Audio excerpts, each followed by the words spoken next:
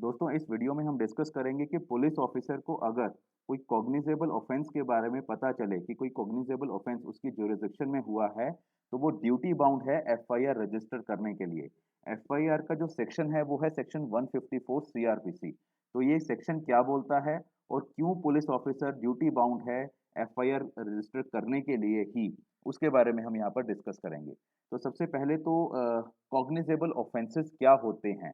ये बहुत बार अगर आप कोई लीगल डॉक्यूमेंट पढ़ो तो बहुत बार आपको दिखेगा कि कॉग्निजेबल ऑफेंस की बात की जाती है। तो कॉग्निजेबल ऑफेंस जो है ये सेक्शन 2 सबसेक्शन सी में सीआरपीसी में मेंशन किया गया है। और इसमें क्या बोला है, अगर लेमन लैंग्वेज में बात करूं, कि पुलिस के पास ऐसे कोई भी ऑफेंस की जब भी खबर आती है तो पुलिस पुलिस के पास पावर है कि वो अरेस्ट जो है बिना वारंट के भी कर सकते हैं। अगर कोई सीरियस ऑफेंस उनको पता लगा है कि हुआ है तो वो बिना अरेस्ट वारंट के जो भी एक्यूज्ड है, जिसने भी वो किया है जो ऑफेंस है, उसको वो पकड़ सकते हैं, अरेस्ट कर सकते हैं। उसके लिए उसको किसी की भी हायर अथॉरिटी या किसी भी कोर्ट की परमिशन की रिक्वायरमेंट नहीं है।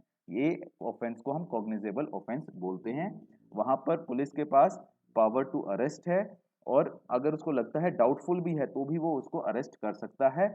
और इवन एफआईआर बिना भी उसको अरेस्ट किया जा सकता है एक्यूज को। तो ऐसे ऑफेंसेस को हम कॉग्निजेबल ऑफेंसेस बोलते हैं। कुछ एग्जांपल जैसे murder, robbery, theft, rioting, counterfeiting, sexual assault, dowry harassment के केसेस होते हैं। तो इस तरह के केसेस में पुलिस को जब भी इंफॉर्मेशन मिले तो वो अरेस्ट कर सकते हैं बिना वारंट के, बिना एफआईआर के भी। इतनी पावर्स होती हैं इन कॉग्निजेबल ऑफेंसेस में।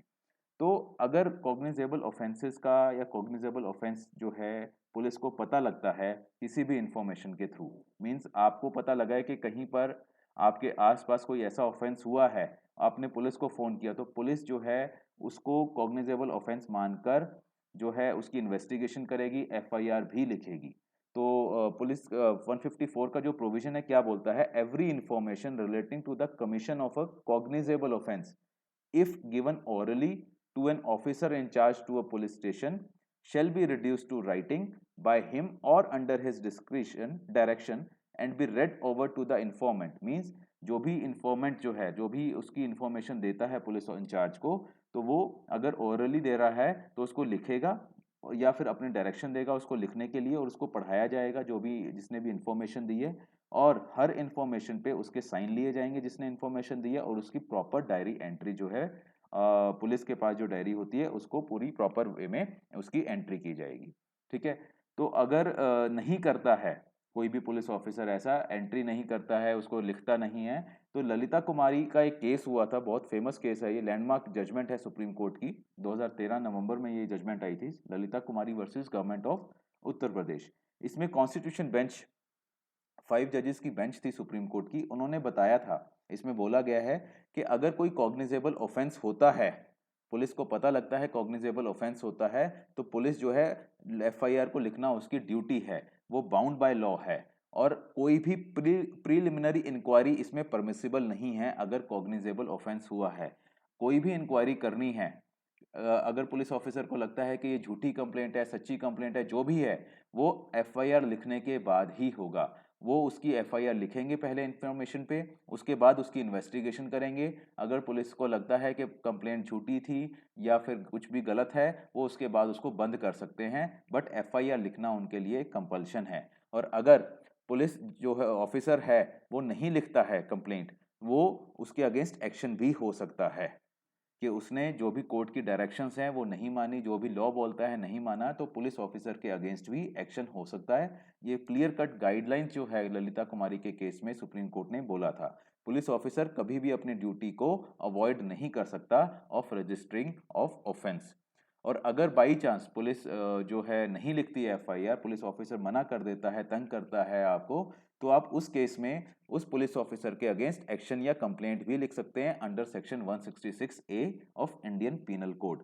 यहाँ पर साफ बोला गया है कि अगर कोई public servant direction of law जो है उसको डिसोबे करता है, तो उसके लिए क्लियर कट है इसका clause B, knowingly disobeys to the prejudice of any person any other direction of the law regulating the manner in which he shall conduct such investigation। तो ये 2013 में अमेंडमेंट होके आया था ये सेक्शन। तो कोई भी इन्वेस्टिगेशन में अगर पुलिस ऑफिसर उसको डिसओबे करता है, ठीक है, तो इसके लिए उसको पनिशमेंट हो सकती है, और वो पनिशमेंट जो है shall not be less than 6 months, 6 महीने से कम नहीं होगी, 6 महीना मिनिमम होगी, और जो कि 2 साल भी हो सकती है, और उसको फाइन भी हो सकता है। तो ललिता कुमारी के केस में बिल्कुल क्लियर कट गाइडलाइंस हैं सुप्रीम कोर्ट की। अगर पुलिस ऑफिसर आपको कॉग्निजेबल ऑफेंस में एफआईआर नहीं रजिस्टर करता है, तो उसके अगेंस्ट कंप्लेंट भी हो सकती है, और उसके अगेंस्ट कोर्ट में भी आप जा सकते हो। तो दोस्तों ये था अभी इसमें मैंने डिस्कस किया एफआईआर के रिलेटेड जो लॉ है, क्या सेक्शन 154 सीआरपीसी बोलता है कि एफआईआर रजिस्टर होनी ही चाहिए, और क्या ललिता कुमारी जजमेंट ऐसा बोलती है। तो अगर आपके आसपास भी कोई ऐसी कोई प्रॉब्लम होती है कभी, तो आप जो पुलिस ऑफिसर है उसको बता सकते हो, लिख के दे सकते हो कि in view of this Lalita Kumari judgment he is bound by the duty to register the FIR. So दोस्तों जितना भी आप और इसके रिलेटेड अवेयरनेस है स्प्रेड कर सकते हैं कीजिए, और अगर आपको कोई अपने पर्सनल रीज़न पे ही कुछ प्रॉब्लम आ रही है, तो आप इसके लिए लड़ सकते हैं, कंटेस्ट कर सकते हैं अपना केसेस। और जो भी अगर आपकी कोई क्वेरी है, सजेशन है, कुछ फीडबैक है, आप मेरे से शेयर कीजिए। कॉन्टैक्ट डिटेल्स है मेरी। Thank you very much.